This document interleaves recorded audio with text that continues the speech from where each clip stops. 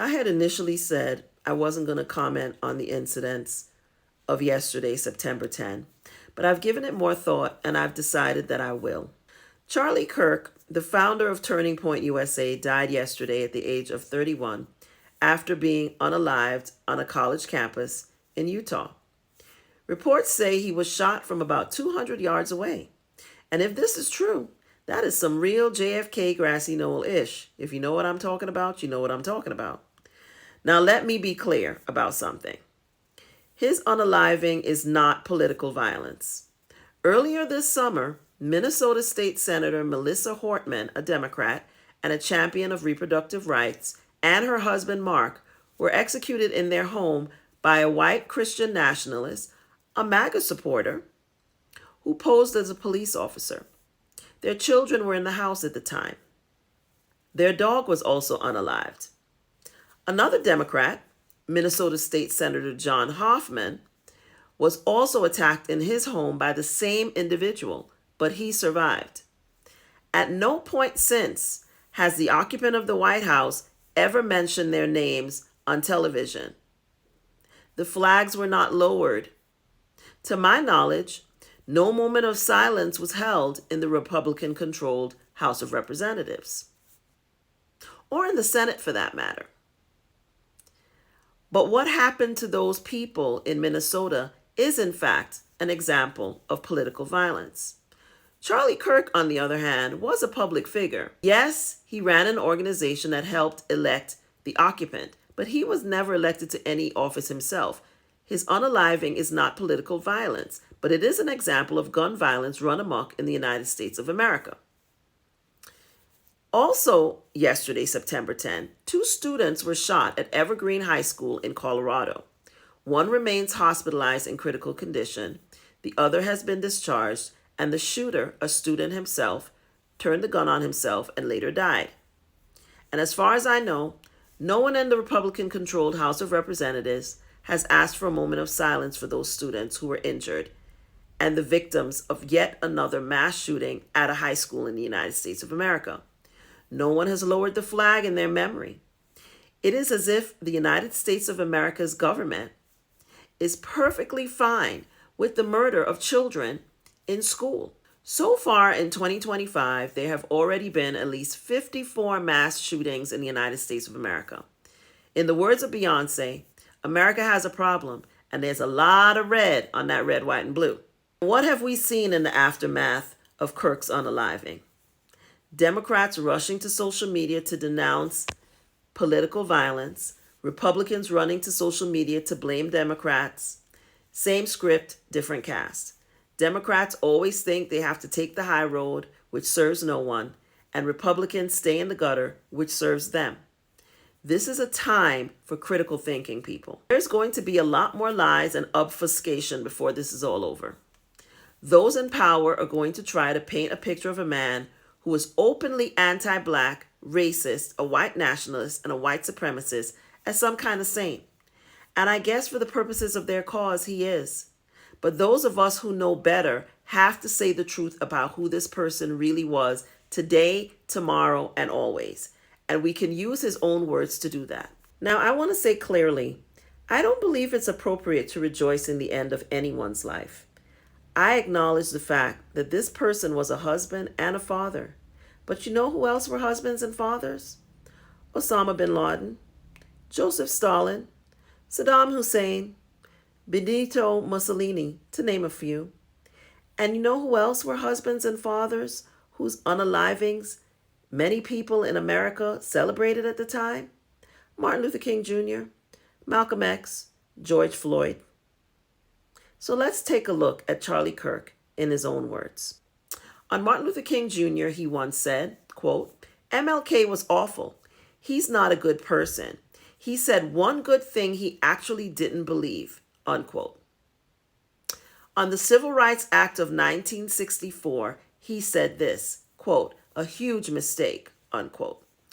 On George Floyd, he dismissed his unaliving as nothing to rally around, reducing it to a criminal matter, and claimed that George Floyd died of a drug overdose instead of a police officer's knee on his neck, which we all saw.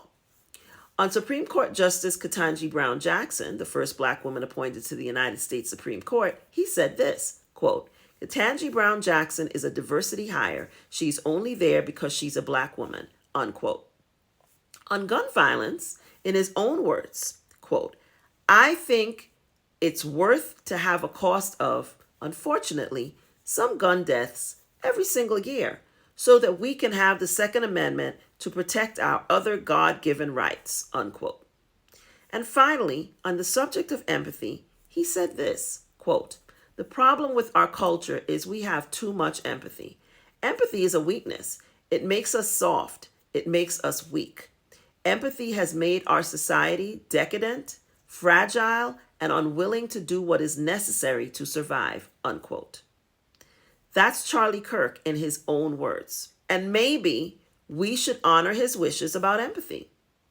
He didn't want us to show any, so perhaps he doesn't deserve any at this time. Now is a time for real, serious, critical thinking, my people.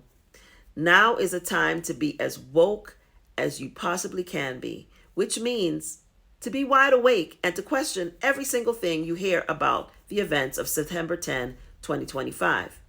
I believe the United States is in a massive state of regression, and that regression began from the time Barack Obama was elected president. I really think that event broke many of their brains, and they have been doing everything they could ever since then to drag the United States of America backwards. That's what Project 2025 is all about. That's what their entire campaign to elect the occupant in 2016 and now again in 2024 is all about. And now is the time to pay close attention to what they will do next, using the events of September 10 to justify it.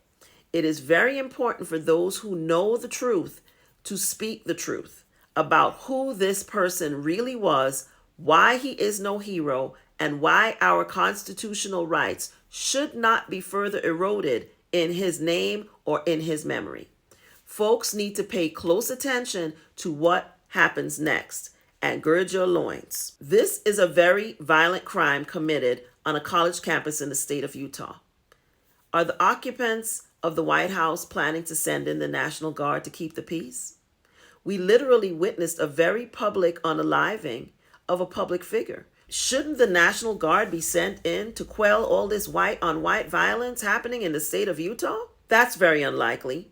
And I can predict right now that we're never going to know what really happened.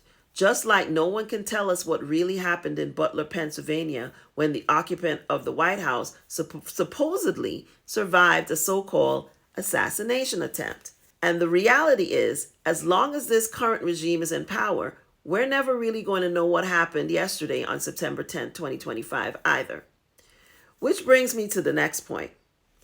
For the next week or so, people should read everything with a question mark, because the regime is not going to tell you the truth, and you're not going to know anything factual anytime soon.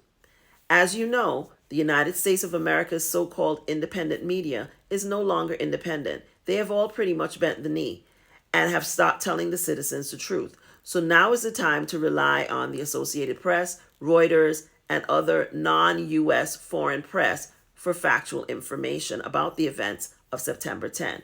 And one last point. People need to pay very close attention to the developments around the release of the Epstein files. There are verified reports that even Charlie Kirk himself urged that the Epstein files be released to the public. So it would seem to me that they should move expeditiously forward with doing that to honor his memory, don't you think? This feels like a whole lot of distraction to keep us from asking more questions about those files, which makes me really begin to wonder what exactly is in them damn files. I'm no conspiracy theorist, but it just seems that a lot of people don't want us to know the answer to that question. So in the end of the day, you decide how you feel about the passing of Charlie Kirk. For me, I'll end this video with a quote from my hero, Malcolm X. Quote, I don't think anybody here would deny that when you send chickens out in the morning from their barnyard, those chickens will return that evening to your barnyard, not your neighbor's barnyard. I think this is a prime example of the devil's chickens coming back home to roost. That the chickens that he sent out The violence that he has perpetrated in other countries, here and abroad, for children in Birmingham or Medgar Evers or the mangrove in Africa, I think this same violence has come back to claim one of their own. Now, being an old farm boy myself, chickens coming home to roost never made me sad. In fact, it's only made me glad, unquote. Now, I'm going to go make myself some breakfast because it's early in the morning still. And I think I'll have some eggs. Y'all tell me in the comment what you're having for breakfast today or what you already had. I hope you enjoyed this video. If you did, like, comment, subscribe, do so constructively, and I'll see you in the next video. Bye.